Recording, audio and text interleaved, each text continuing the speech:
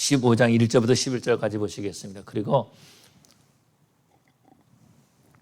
새벽 기도에 안 나오셨던 분들 오늘 표시를 해야 되니까 뒤에 티슈가 있거든요. 그래서 오늘 티슈 가지고 계신 분은 다 새벽 기도 안 나오신 분. 큰 거 하나씩 가져가시고 작은 거는 한 5개씩 가져가도 충분할 것 같습니다. 5개씩. 예. 내가 금요일 날은 마음껏 가져가라 그랬는데 예. 일단 5개씩. 그런데 더 가져가도 상관없어요. 더 가져가도 돼요. 근데 평균 이렇게 생각하시면 되겠습니다. 자, 고린도전서 15장 1절부터 11절까지 보시겠습니다. 고린도전서 15장 1절부터 11절까지 우리 한 절씩 교독하시겠습니다. 형제들아, 내가 너희에게 전한 복음을 너희에게 알게 하노니 이는 너희가 받은 것이요 또 그 가운데 선 것이라.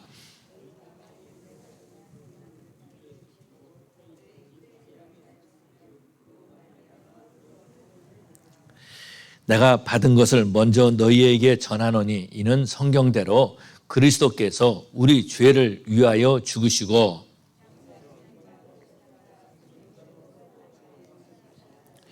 게바에게 보이시고 후에 12 제자에게와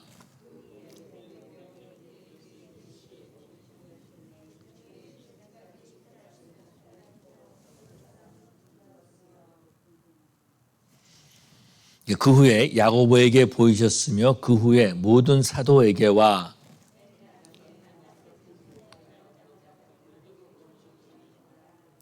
나는 사도 중에 가장 작은 자라. 나는 하나님의 교회를 박해하였으므로 사도라 칭함받기를 감당하지 못할 자니라.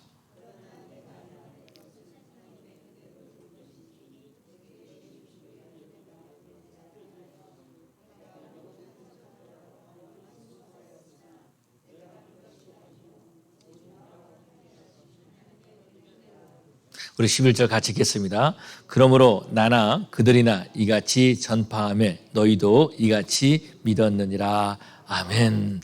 사랑의 아버지 하나님 감사합니다. 이 시간에 또한 저들이 하나님의 말씀을 읽었습니다.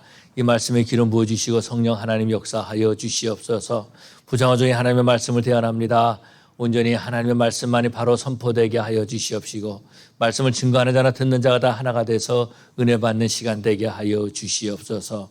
성령 하나님 함께하여 주시옵시고 말씀이 선포될 때 귀로만 듣는 것이 아니라 성령의 만져주심 있는 시간 되게 하여 주시옵소서. 감사하며 예수님 이름으로 기도 올리옵나이다. 아멘. 오늘 성경을 읽을 때 교독을 했는데 영어로 하면 더 잘할까? 영어로 하면 좀 잘할까라는 생각을 좀 가져봤습니다. 이 땅에 살 때 우리 보면은요, 많은 종교들이 있는 것을 보게 됩니다. 물론 기독교, 또 불교, 또 힌두교 이런 큰 종교도 있지만은 그렇지만은 이 세상에 나가면 다른 종교들도 많이 있는 것을 보게 되죠. 그런데 이 종교들의 공통점이 하나 있는 것을 보게 됩니다.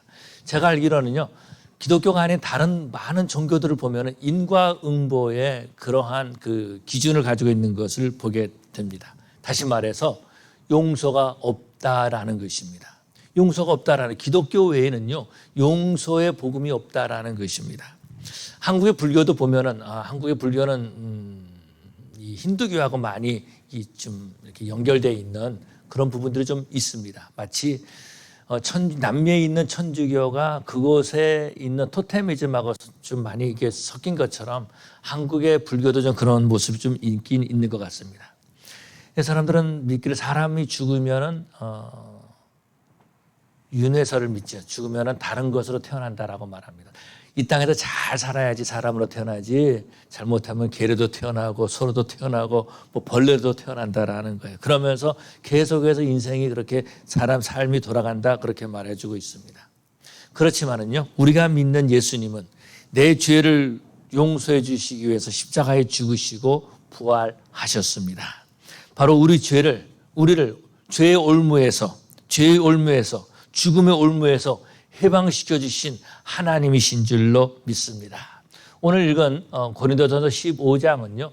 부활장이다 이렇게 말하고 있어요. 부활장이다. 왜냐하면 부활에 대한 말씀이 계속해서 나와 있기 때문에 그런 거죠. 부활의 복음을 믿으면 구원을 받는다라고 말해주고 있습니다. 다시 말해서 예수님께서 죽으셨다가 부활하셨음을 믿는 것이다 라는 겁니다. 그래서 오늘 본문에서 보니까 여러 예수님께서 부활하시고 난 다음에 부활하시고 어떤 증거가 있는가라는 것들을 보여주고 있습니다. 막달라 마리아에게 보이셨죠. 막달라 마리아에게 보이셨습니다. 새벽에 이제 그 무덤에 갔을 때에 막달라 마리아에게 예수님께서 보이셨습니다. 그러고 난 다음에 또 막달라 마리아가 제자들에 갔을 때에 베드로와 요한이 막 뛰어가죠. 베드로에게도 예수님이 나타나 보이셨습니다. 또 엠마오로 가는 두 제자에게도 예수님께서 보이셨고요. 또 방에 무서워하고 같이 모여 있었던 제자들에게도 보이셨던 모습을 볼 수 있습니다. 뿐만 아니라 우리가 고기 잡으러 가노라 하면서 바닷가 갈릴리로 갔을 때 그때 예수님께서 그곳에 가셔가지고 또 보이셨던 것을 우리는 기억을 합니다. 예수님께서 승천하실 때에도 부활하신 다음에 승천하실 때에도 500여 성도들이 함께 예수님을 보았다라고 말해주고 있습니다. 그런데요, 또 사도 바울도 예수님을 보았다 그렇게 말해주고 있습니다. 다메섹으로 가는 그 길에 부활하신 예수님을 만난 거죠. 그래서 바울은 고백합니다. 나의 나된 것은 하나님의 은혜로다 그렇게 고백하고 있습니다. 사랑하는 성도 여러분, 우리가 예수 그리스도를 만난 그것이 예수 그리스도를 부활하신 예수를 믿는 그것이 바로 은혜 가운데 은혜인 줄로 믿습니다. 그런데요, 어떤 사람들은 교회를 다니는데도 불구하고 나는 예수님의 부활을 믿지 않습니다. 그런 사람들도 꽤 있는 것을 보게 됩니다. 그렇지만 우리가 기억할 것은 기독교는 바로 부활의 종교다라는 것입니다. 부활을 믿지 않는다는 것은 무슨 말이냐면 나는 믿음이 없습니다. 나는 예수를 믿지 않습니다라는 그런 말이다라는 겁니다. 여러분, 예수를 믿지 않고 어떻게 신앙생활을 할 수가 있겠습니까? 예수 믿지 않고 어떻게 교회를 다닐 수가 있겠습니까? 죽은 자의 부활이 없다면요, 예수님의 부활도 있을 수 없다라는 거죠. 그것이 바로 12절부터 쭉 이제 사도 바울이 증거하고 있는 것을 보게 됩니다. 뿐만 아니라 복음을 증거하는 자의 모든 그 증거가 다 헛것이다. 가장 불쌍한 사람들이다. 그렇게 말해주고 있습니다. 예수님께서 부활하셨을 때 마태복음에서 보면은요, 예수님의 부활을 감추려고 하는 사람들이 있었습니다. 제사장들이죠. 제사장들이 예수님의 부활을 감추려고 했었다라는 것입니다. 그래서 이 종교 지도자들은요, 군인들을 만나서 말을 하는 겁니다. 무덤을 지키고 있던 그 군인들을 만나 돈을 주면서 예수님의 시신을 제자들이 훔쳐갔다라 그렇게 말해라. 그러면서 돈을 줬다라는 거죠. 근데 놀라운 것은요, 돈 준 것까지 다 소문이 났다라는 겁니다. 돈 준 것까지 사람들이 다 알게 되었다라는 거죠.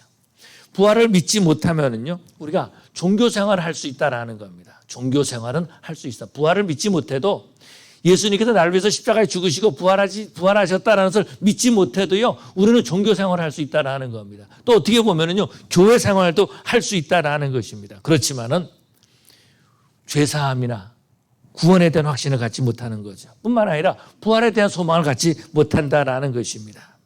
그런 사람들을 보면은요, 종교적인 열심을 가질 수 있습니다. 그렇지만은 그 삶에 기쁨도 없고 감사도 없다라는 거죠. 예배가 없다라는 겁니다. 예배를 드릴 이유가 없는 거예요. 그냥 형식적으로 내가 종교 생활하기 위해서 예배를 드리는 것이지 정말 주님의 은혜 감사하고 감격해서 예배하는 것이 되지 못한다라는 것입니다. 기도를 하지 못하는 것입니다. 소망이 없기 때문에 기도하는 것이 없다라는 겁니다. 기도하는 것이 어떤 거냐면 내가 그냥 원하는 것을 구하는 것, 그냥 한마디 구해보는 것, 그것을 생각하고 있다라는 것입니다. 그런데 정말 부활의 소망을 가진 사람들은요, 복음 증거하기 위해서 기도를 하는 거죠. 뿐만 아니라 그 헌신이 없는 모습을 볼 수 있습니다. 섬기지를 못한다라는 거예요. 그러다 보니까 마음이 어두운 거죠. 그러다 보니까 고통 가운데 있음에도 아무런 의미를 느끼지 못하고 살아간다라는 것입니다. 그렇다면 예수님의 부활은 어떤 의미가 있는가? 세 가지를 살펴보기를 원하는데요. 첫 번째로는 예수님의 부활은 사망 권세를 이기신 것인 줄로 믿습니다. 아담과 하와가 범죄한 이후로 죄가 이 땅에 들어왔습니다. 죄가 들어옴으로 말미암아서 이 땅에 사람이 죽게 되었다라는 거죠. 그래서 사람들은 죄의 공포 안에 있게 된 거죠. 죽음을 자연적으로 두려워하고 있었다라는 것입니다. 죄가 왕노릇하는 그런 사회에 살게 되었다라는 것입니다. 그래서 이 실존주의 철학자인 셰런 키에르케고는 이렇게 말하고 있습니다. 인생이란 사형 언도를 받은 죄수가 감방에서 밖을 내다보면서 한 사람, 두 사람 처형장으로 끌려가는 것을 보는 것과 같다. 그렇게 말하고 있습니다. 사람들은 다 사형 언도를 받은 사람들이에요. 저도 그렇고 제란 키에르케고르가 말하기를 사형 언도를 다 받았는데 저도 그렇고 여러분도 다 사형 언도를 받았다라는 겁니다. 그래서 밖을 이렇게 내다보는 겁니다. 철장 밖으로 내다보니까 사형 언도를 받은 또 다른 사람이 한 사람, 두 사람 지나가서 죽어가고 있다라는 겁니다. 그래서 우리가 장례식을 치르고 있다라는 거죠. 인생은 죽음을 향해서 날마다 가고 있다라는 겁니다. 그런데요, 놀라운 것은 죽음을 향해서 가고 있음에도 불구하고 본능적으로 사람들은 죽음을 두려워하고 있다라는 거죠. 얼마 전에 어떤 목사님의 70세 이제 그 생일 잔치에 참여한 적이 있습니다. 그때 공통적으로 하는 말들이 있어요. 무슨 말이냐면은, 우리는 옛날보다 젊습니다. 뭐, 그렇게 얘기를 하고, 뭐, 평균, 우리 나이의 0. 몇을 곱하는 것이 실제 우리의 나이입니다. 뭐, 그렇게 말을 막 합니다. 그러면서 말하기를, 지금은 70이지만 앞으로 더 발달되면은 80, 90, 100세, 뭐 120까지 살 수 있을지도 모릅니다. 그런 말을 많이 한다라는 겁니다. 왜 그런 말을 할까라는 거죠. 죽음에 대한 두려움이다라는 거죠.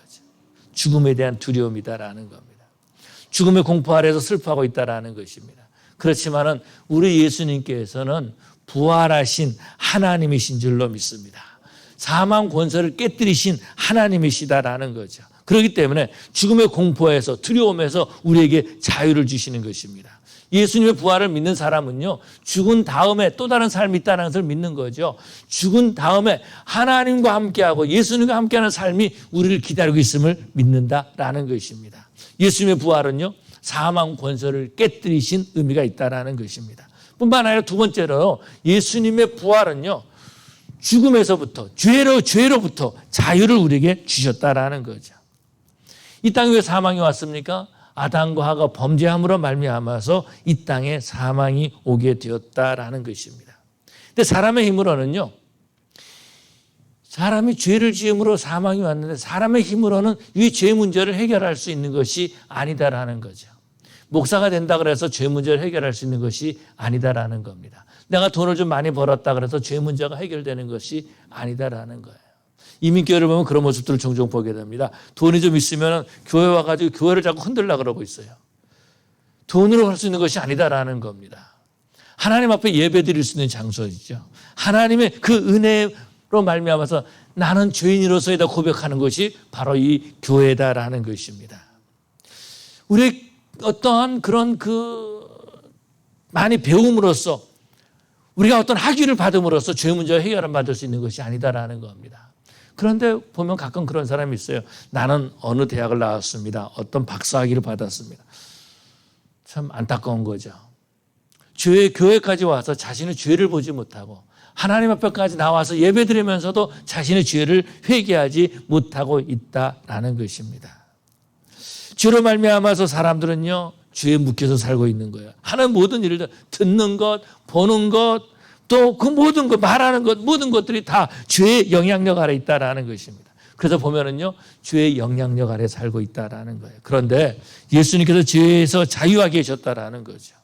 예수님께서 부활하심으로 말미암아서 우리로 하여금 죄에서 자유하게 하셨다라는 거예요. 이것은 우리가 죄를 짓지 않는다는 것이 아니라 바로 우리 죄를 용서해 주셨다라는 것입니다. 어떤 한 이야기가 있습니다. 누가 만든 이야기겠죠. 어떤 한 마을에 호랑이가 나타났습니다. 호랑이가 나타나가지고 뭐 짐승도 잡아먹고 또 어느 때는 애기도 물고 가고 막 그러니까 이 마을에 공포가 그냥 있게 된 거예요. 어떻게 해야 될지 모르겠다라는 거예요. 그래서 이제 이 마을의 어른들, 나이 드신 분들 다 모여가지고 회의를 했습니다. 회의를 해가지고 호랑이가 내려오지 못하도록, 호랑이가 우리 마을에 오지 못하도록 날짜를 정해가지고 이 호랑이에게 우리가 사람을 갖다 바치자. 그런 결정을 내렸습니다. 그래가지고 어떤 사람을 바치냐 하니까는 처녀를 바치자 그렇게 된 거예요. 그러고 난 다음에 이제 몇 개월에 한 번씩, 그건 1년에 한 번씩 이렇게 그 투표를 해가지고 이번에는 누구 집 딸을 이제 바치는 그런 일이 있었다라는 겁니다. 그런데 그 마을에 용감한 그런 청년들도 있었습니다. 그래서 자기가 사랑하는 어떤 사모하는 그런 처녀가 이제 뽑히게 되면은요, 결혼하고 싶은 내가 그 여자를 사랑하는데 어떻게 합니까? 내가 가서 호랑이를 잡아오겠습니다. 그런 청년들이 있었다라는 거예요. 그런데 호랑이 잡으러 가서 돌아오지 못하는 겁니다. 그냥 스스로 호랑이 밥이 되고 만 거예요. 그런데 이제 어떤 집에 무남 동료 있는데 그 집에 마침 이제 또 이 투표에서 걸렸습니다. 그래서 이제 그 처녀를 이제 날짜가 돼가지고 이제 호랑이에게 바쳐야 되는 거예요. 그런데 그 처녀를 사랑하는 또 청년이 있었다라는 거죠. 청년이 사랑하는 청년이 있어가지고 내가 그 호랑이를 잡아오겠습니다. 그러니까 이 처녀를 죽이지 마십시오. 호랑이에게 바치지 마십시오. 그리고 내가 호랑이를 잡아오면 내가 이 처녀와 결혼하겠습니다. 라고 한 거죠. 그러고 난 다음에 이 청년이 이제 산으로 올라갔습니다. 근데 안 내려오는 거예요. 또 하루가 지나가도 안 내려, 이틀이 지나가도 안 내려, 3일이 돼도 되는데 저 멀리서 청년이 내려오는 겁니다. 온몸에 피투성이가 돼가지고 호랑이도 물렸겠죠. 피투성이가 돼가지고 내려왔다라는 것입니다. 호랑이를 이긴 겁니다. 더 이상 처녀를 바칠 필요가 없는 거예요. 내려와가지고 이제 자기가 사랑하는 처녀와 결혼하게 된 거죠. 여러분, 그런 것처럼 우리 예수님께서 십자가를 지시고 모든 피를 다 흘리시고 저와 여러분들을 바로 예수님의 신부로 맞아주신 줄로 믿습니다. 우리 죄에서 해방시켜 주신 거죠. 더 이상 죄로 말미암아서 죄에 끌려다닐 필요가 없다라는 것입니다. 세 번째로는요, 우리 예수님께서 사망 권세를 깨뜨리심으로 말미암아서 우리를 구원하시고 우리로 하여금 부활의 소망을 갖게 하셨다라는 거죠. 사도 바울은 바로 이 예수님을 증거하고 있다라는 것입니다. 다메섹으로 가는 그 길에 강한 빛이 하늘에서 비쳤습니다. 이때에 사도 바울은 그런 생각을 가졌을지 모르겠어요. 내가 예수 믿는 자를 박해하러 가니까 하나님이 좋아가지고 나를 축복해 주시는구나. 얼마나 좋았겠습니까? 여러분이 가는 그 길에 전도 나가는데 빛이 쫙 비치면 얼마나 좋겠습니까? 그래서 이제 사도 바울이 물어보는 거야. 주여 이렇게 말하잖아요. 누군지 알았다라는 거죠. 누군지 알았다라는 겁니다. 주여라고는 하나님이라는 말 아닙니까? 주여, 하나님, 주여, 누이시오니이까 이렇게 물어보는 거죠. 그때에 바울이 들었던 음성은 뭡니까? 나는 네가 박해하는 예수니라. 나는 네가 박해하는 예수니라. 사도 바울은 그렇게 말하고 있습니다. 부활하신 예수를 만난 다음에 만삭되지 못한 나 같은 자에게까지 예수님이 나를 만나셨다라고 말하는 거죠. 그래서 나의 나 된 것은 하나님의 은혜로다라고 증거하고 있다라는 것입니다. 부활하신 예수님을 증거하는 삶을 살아가는 거죠. 사도 바울이 새로운 소망을 가지고 이 땅에 살아갔다라는 것입니다. 자신의 죽는 그 순간까지 예수님을 증거하다가 그는 주님 앞에 간 거죠. 소망을 가지고 살았다라는 것입니다. 사랑하는 성도 여러분, 저와 여러분들도요, 부활하신 예수님을 믿고 그 예수님을 만나기를 원합니다. 바울이 만났던 예수님, 베드로가 만났던 예수님, 야고보가 만났던 예수님, 그 부활하신 예수님을 만나고 저와 여러분들도 사망에서부터 해방받을 뿐만 아니라 죄의 노예에서 해방받고 새로운 소망을 갖는 저와 여러분 되시기를 바랍니다.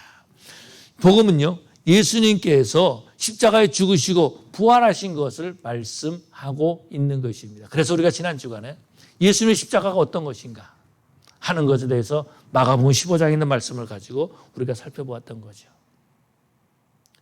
새벽마다 모여가지고 하나님 앞에 기도하면서 예배하면서 예수님이 나를 위해서 죽으시고 그 예수를 내가 믿는다고 하는데 형식적으로 믿기 때문에 엉뚱한 반응을 나타낼 때가 얼마나 많이 있었습니까? 예수를 만나지 못한 거죠. 부활하신 예수를 만나지 못한 거죠. 그런 것처럼 교회 다니는데 예수님의 부활을 믿지 않는다는 사람도 있다라는 겁니다. 부활절이 돼가지고 이제 해피 이스터 미국에서 그러잖아요. 해피 이스터 그렇게 얘기하고 다 그럽니다. 근데 그 사람이 정말로 예수를 만났을까? 부활하신 예수를 만났을까? 이게 저한테도 많은 분들이 이제 그 메시지를 보내십니다. 어떤 메시지냐면 해피 이스터를 하면서 뭐 이렇게 카드 같은 걸 많이 보냅니다. 그런다 그래서 그 사람들이 예수를 만났을까? 사망의 노예로 살아가고 있다라는 거예요. 여전히 세상 것을 취하려고 노력하고 있고 이 땅에 소망이 없다라는 거죠. 신앙에 성장하지 못하고 안전병으로 살아간다라는 것입니다. 자신의 정체성을 보지 못하고 비판과 정죄하는 삶을 살아간다라는 거죠. 참 이상하다는 것은요, 이 봄이 되면은 지난 주간에도 튤립이 있었는데, 지지난 주간인가요? 튤립을 보면은 이 눈 위에서 막 이렇게 파란 이렇게 싹이 다 피면서 그 위에 이렇게 그 꽃이 피는 것을 보게 돼요. 튤립을 보면 그래요. 전에 제가 동부에 살 때 그 집 앞에 이렇게 조그만 뜰이 있었습니다. 강대상의 반 정도 되는 뜰이 있었는데, 거긴 뭐 그냥 여름에는 그냥 쓰레기장 같아요. 아무것도 없어요.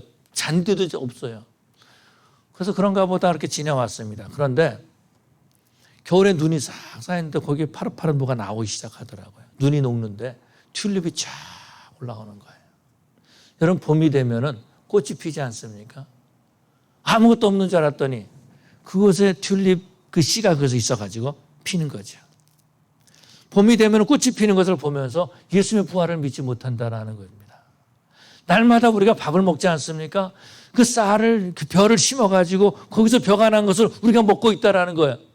그러면서도 사람들은요, 나는 부활을 못 믿는다, 그렇게 말하고 있다라는 것입니다. 예수님 제자 가운데도 그런 사람이 있었어요. 도마와 같은 사람이죠. 야, 어떻게 죽은 사람이 다시 살아날 수 있어? 그거는 믿지 못해. 내가 직접 예수님의 손과 옆구리에 내가 손가락을 찔러본 다음에 그런 다음에 믿을 거야 라고 말했습니다. 그런데 예수님께서 8일 만에 제 도마가 있는 그때에 예수님께서 나타나셨죠. 한번 네 손으로 내 옆구리를 찔러봐. 네 손으로 내 손을 한번 만져봐. 그러고 예수님께서 뭐라고 말씀하면 너는 보고 믿느냐?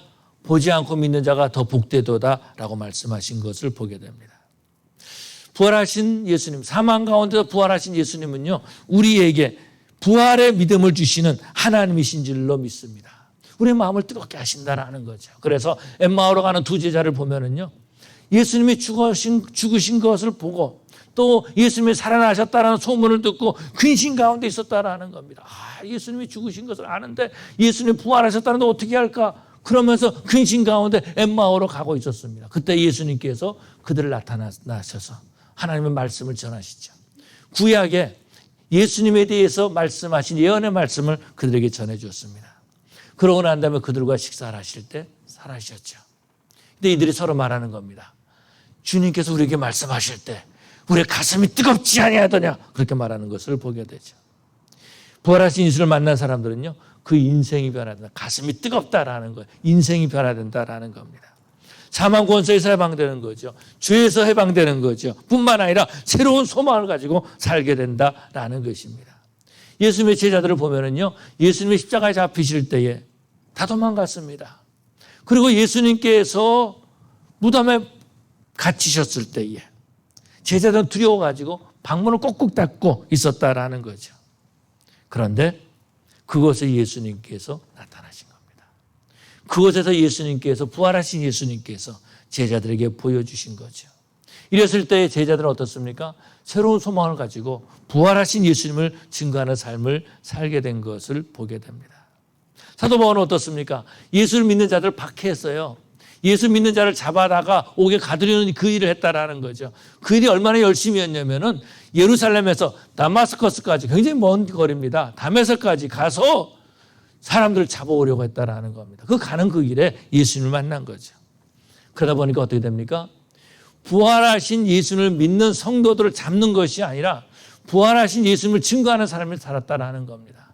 자신의 모든 생명을 다 내려놓고, 자신의 모든 꿈을 다 내려놓고 부활하신 예수님을 증거하는 그런 삶을 살았다라는 것입니다.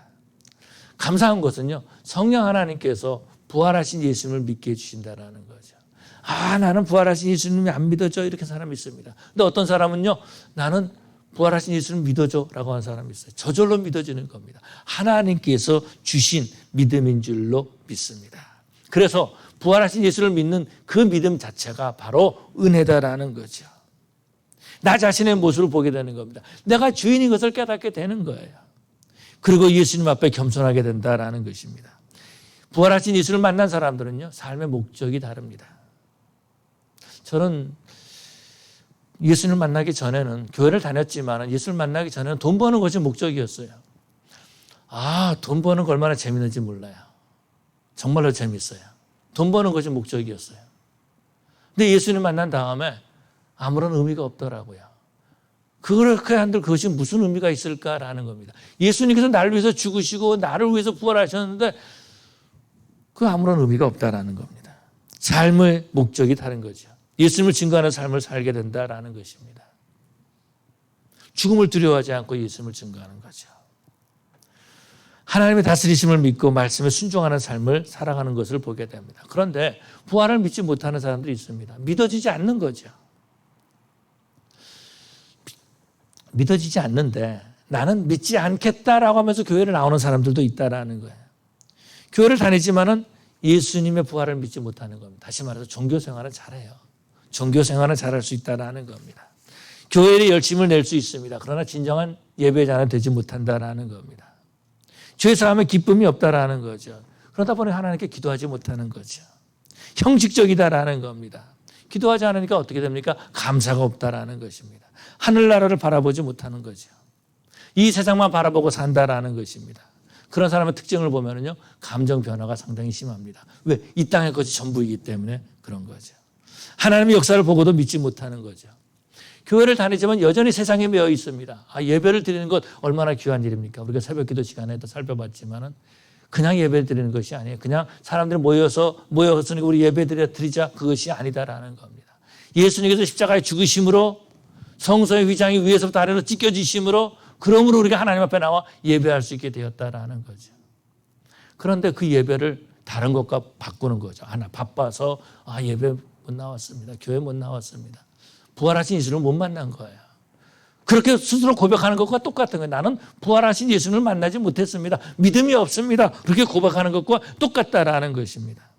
그런 사람들을 보면은요, 섬김의 자리를 피합니다. 어떻게 하든지 섬김을 받으려고 하지 섬김의 자리를 피하는 것을 보게 되죠.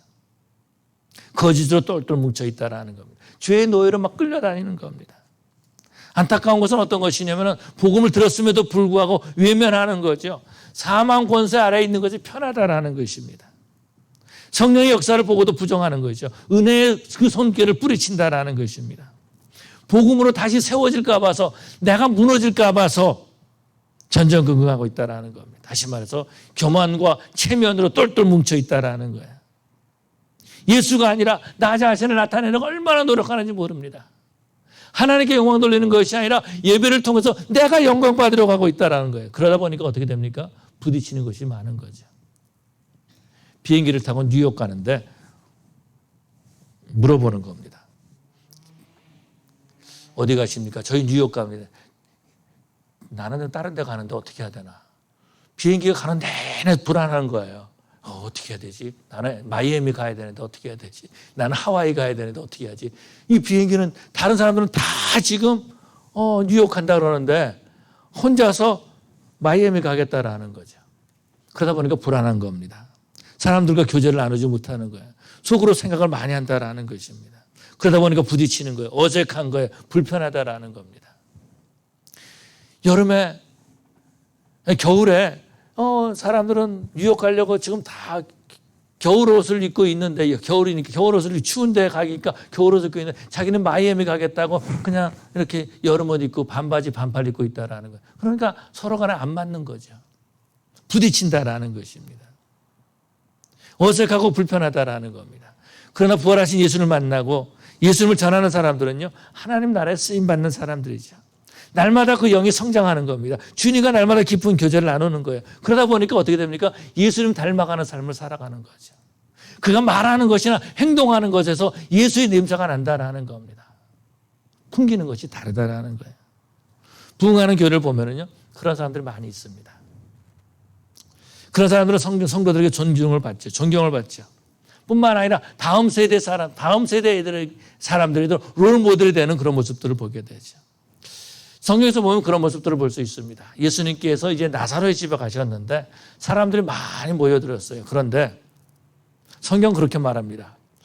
예수님을 만나러 온 사람도 있지만 부활한, 다시 태어난 사람이 아니죠. 다시 살아난 나사로를 구경하기 위해서 그 앞에 나왔다. 그렇게 말하고 있습니다. 여러분, 부흥하는 교회를 보면은요, 그렇게 롤 모델이 되는 사람도 있다라는 겁니다. 부활하신 예수님을 만난 사람들은요, 이웃에게 소망을 주고 그 삶이 정말 그 도전을 주는 그런 삶을 살아간다라는 거죠. 어두움을 빛으로 비추는 삶을 살아가는 모습을 볼 수 있습니다. 오늘 본문에서 보니까 이렇게 말씀하고 있습니다. 2절에 보니까 너희가 만일 내가 전한 그 말을 굳게 지키고 헛되이 믿지 아니하였으면 그로 말미암아 구원을 받으리라. 여러분, 우리가요 헛되이 믿지 말아야 된다라는 것입니다. 고린도 교회를 보면은요 은사가 상당히 많은 교회예요. 방언 은사도 있고 방언 통역 은사도 있고 뭐 많은 은사가 있었습니다. 그런데요 많은 은사가 있었는데 그 고린도 교회의 특징은 뭐냐면 서로 다투는 교회였다라는 겁니다. 우상 숭배와 도덕적으로 타락한 그런 교회였습니다. 헛되이 믿고 있었다라는 것입니다. 다시 말해서 은혜로 시작했다가 종교생활로 마치고 있었다라는 것입니다. 한때 은혜를 받았어요. 한때 내가 예수님을 만났다 그래요. 그런데 종교생활에 빠져 있다라는 겁니다. 하늘나라에 소망을 두는 것이 아니라 이 땅에 소망을 두고 살아간다라는 거예요. 사망 권세에 다시 묶여서 살아가고 있었다라는 것입니다. 다시 죄의 노예가 되어버리고 말았다라는 것입니다. 하늘나라에 소망을 두는 것이 아니라 이 땅에 소망을 두고 살아가는 것입니다. 그러니까 서로 다투고 싸우고 비난하고 정죄하는 그런 삶을 살았다라는 거죠. 바로 그런 고린도 교회 성도들에게 편지하기를 사도 바울은 그리스도의 복음을 전하고 있다라는 거죠. 그것이 어떤 겁니까? 예수님의 부활을 전하고 있는 것입니다. 부활하신 예수를 만나라고 그 믿음을 잘 지키라고 그것이 바로 신앙생활이라고 말하고 있다라는 것입니다. 예수님의 부활하심으로 말미암아 사망 권세를 이기셨습니다. 죽음의 공포에서 자유함을 누리게 되었다라는 거죠. 죄에서 노임받았으니 이제는 죄에 거하지 말라고 말하고 있는 것입니다. 그렇다면 우리는요 부활하신 예수님을 정말로 믿는 그런 성도들이 되어야 될 줄로 믿습니다. 부활의 신앙을 가지고 날마다 살아가는 저와 여러분 되시기를 바랍니다. 그런데요 부활하신 예수를 믿지 못하면 만나지 못하면은 믿지 못하는 거죠. 부활하신 예수를 만나지 못하면은요 환경의 노예가 돼서 살아갑니다. 그런 사람은 특징이 있습니다. 뭐라 그러냐면 나는 예수님의 부활을 믿는데요 상황이 그렇지가 않아요. 그렇게 말하고 있다는 것입니다. 부활하신 예수를 믿는데 예배드릴 수 없다라는 겁니다. 예수님이 나를 위해서 죽으셨다는 것을 믿는데 나는 기도하지 못한다라는 겁니다. 이상하지 않습니까? 뭔가 문제가 있다라는 거죠. 마치 이런 것과 같아요. 어떻게 표현할까요? 만약에 제가 무슨 죄를 지었다 그래봐요. 죄를 지었다. 죄 많이 지었지 않아요. 죄 많이 지었어요. 그래서 죄를 지었는데 걸렸어요. 죄를 지었는데 안 걸리잖아요, 다들. 근데 죄를 지었는데 걸렸어요. 그래서 재판을 받아가지고 이제 그 제일에 들어가게 됐어요. 근데 여러분 중에 한 분이 제가 김 목사님 대신 제일에 들어가겠습니다. 3년이고 5년이고 10년이고 20년이고 평생이고 내가 대신 제일에 들어가겠습니다. 그랬어요. 그래서 제일에 들어가서 살았어요, 여러분. 5년을 살았다 그래봐요. 5년을 살았는데 그 다음에 딱 나왔어요. 근데 내가 모른 척 해봐요. 어떻게 되겠어요? 제가 여러분을 찾아가가지고 여러분이 저를 찾아와가지고 말하는 거죠. 5년 동안 제일에 있었으니까 뭔가를 부탁할 만 하잖아요. 저를 만나고 싶은데 시간 좀 내줄 수 있어요? 나 바빠서 못 내요. 그러면 어떻게 되겠습니까? 마치 그러고 있다라는 거죠. 예수님께서 나를 위해서 죽으셨다는 것을 믿어요. 알아요.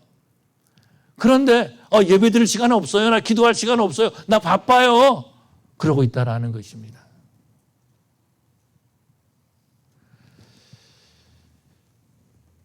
그것은요 머리로만 아는 것이지 마음으로 믿는 것이 아니다라는 거죠. 마음으로 믿는 것이 부활하신 예수를 만나는 것입니다. 우리 주님께서 우리의 마음의 중심을 보신다라고 말씀하고 있습니다. 예수님의 죽으심과 부활이 나를 위한 것을 믿는 사람은요 구원의 확신을 가지고 살아가는 거죠.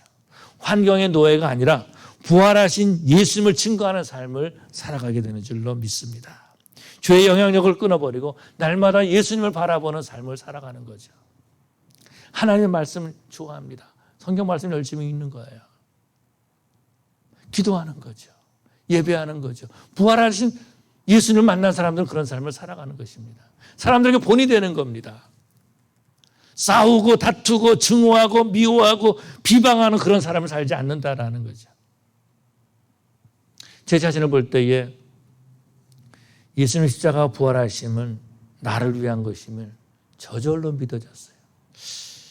그래서 저는 가끔 여러분에게 그런 얘기를 했지만은 이 세상에서 가장 큰 기적이 어떤 것이면 내가 예수님 만난 것이 가장 큰 기적이다라는 것입니다. 저는 이제 우리 아이들이 여기 있지만은 아이들을 키우면서 말을 안 들을 때가 있잖아요. 근데 제 모습을 봐요. 나도 저랬었는데 하나님이 내 모습을 보고 어떠실까? 내가 예수 믿게 된 것이 바로 은혜의 기적이다라는 것입니다. 예수님은 안식 그 다음 날 주일날 새벽에 부활하셔서 마리아에게 보여주셨습니다. 제자들에게 모여있을 때 제자들에게도 보여주셨어요. 엠마오로 가는 두 제자에게도 보여주셨습니다. 의심 많던 도마에게도 보여주셨습니다. 사명을 버리고 나는 고기 잡으러 가노라 했을 때 따라갔던 그 갈릴리 바다에 따라갔던 제자들에게도 예수님 보여주셨습니다. 예수님께서 베드로에게 물어보시죠. 네가 나를 사랑하느냐? 물어보시죠. 예수님께서 승천하실 때 500명의 성도들이 함께 모여있다가 승천하신 예수님을 보았다라고 말해주고 있습니다. 부활하신 예수를 만난 사람들은요, 이 땅에 살아갈 때에 복음을 증거하면서 살아갑니다. 예수의 냄새를, 향기를 바라면서 살아가는 것을 보게 되죠. 죽음 앞에서도 두려워하지 않았다라는 것입니다. 성령 하나님은 너무나 감사한 것은 성령 하나님은 부활하신 예수님을 2000년 전의 사건으로 끝내지 않으셨다라는 거죠. 그 예수님을 나에게 전해주시고 나로 하여금 예수님을 만나게 해주셨다라는 것입니다. 그리고 부활하신 예수를 믿음으로 새로운 삶을 살게 하신 거죠. 2000년간의 이 기독교의 역사는요, 부활하신 예수님을 증거한 사람들의 역사인 것을 보게 되죠. 이들을 보면은 부활하신 예수님을 증거하다 순교했습니다. 초대교회 성도들처럼 사도들처럼 부활하신 예수님을 증거하는데 최선을 다하고 생명을 다하는 삶을 살았다라는 거죠. 부활하신 예수님은 오직 소망이다라는 겁니다. 이민사회를 보면 그런 모습들을 볼 수 있어요. 처음 이민 와가지고 내가 비즈니스 하는 것이 소망입니다. 그런 사람이 있습니다. 내가 뭐 집을 사는 것이 소망입니다. 그런 사람들이 있어요. 그러나 예수 만난 사람들은 그것이 아니다라는 거죠. 예수 만난 사람은 바로 예수님이 오직 소망이신 줄로 믿습니다. 성경이 그렇게 말씀하고 있어요. 다른 이로써 구원 얻을 수 없나니 우리에게 다른 이름을 주신 일이 없느니라 라고 말했습니다. 협박을 받아도 감옥에 갇혀도 부활하신 예수를 만난 사람들은요, 예수만을 증거했다라는 것입니다. 가끔 우리 성도들이 그런 얘기를 드렸지만 복음에는 복음의 사슬이 있습니다. 예수님으로부터 제자들로부터 또 다른 사람들, 그 사람부터 또 다른, 알지 못하는 또 다른 사람, 또 다른 사람, 그렇게 2000년 동안 지나와서 그 복음의 사슬이 저와 여러분까지 전해졌습니다. 근데 그 복음의 사슬은요, 수많은 피가 묻어 있다라는 것입니다. 오직 예수님만이 소망인 것을 알고 예수님을 증거한 거죠. 이민교회는 부활하신 예수님을 만난 사람들이 세운 교회들이 참 많이 있습니다. 다시 말해서 헌신함으로 세워진 거죠. 저와 여러분들도 부활하신 예수님을 만나고 부활하신 예수님을 체험하고 예수님을 증거하는 삶을 살아가는 그런 저 여러분 되시기를 간절히 축원합니다. 기도하시겠습니다. 사랑의 아버지 하나님, 주님의 은혜에 감사합니다. 우리 하나님이 저희들을 사랑하셔서 오늘도 부활하신 예수를 만나게 해주시고 부활하신 예수님을 전하게 해주시고 부활하신 예수님을 듣게 해주심을 감사합니다. 아버지 하나님, 우리가 한때 부활하신 예수를 만났다고 하면서 고린도 교회 성도들처럼 세상에 빠져서 욕심과 탐욕에 불타 있지는 않습니까? 사망 권세를 깨뜨려 부활하셨음에도 불구하고 사망 권세에 묶여 있지는 않습니까? 죄의 영향력 아래 묶여 있어가지고 죄를 지으면서 죄를 더하면서 그렇게 지내고 있지는 않았습니까? 아버지 하나님, 부활하신 예수님을 다시 한번 체험하는 저희들 되게 하여 주시옵소서. 다시 한번 예수님을 향기를 바라게 해 주시옵시고 나를 위해서 죽으셨다가 부활하신 그 예수님을 증거하는 저희의 삶이 되게 하여 주시옵소서. 감사하며 예수님 이름으로 기도 올리옵나이다. 아멘. 우리 다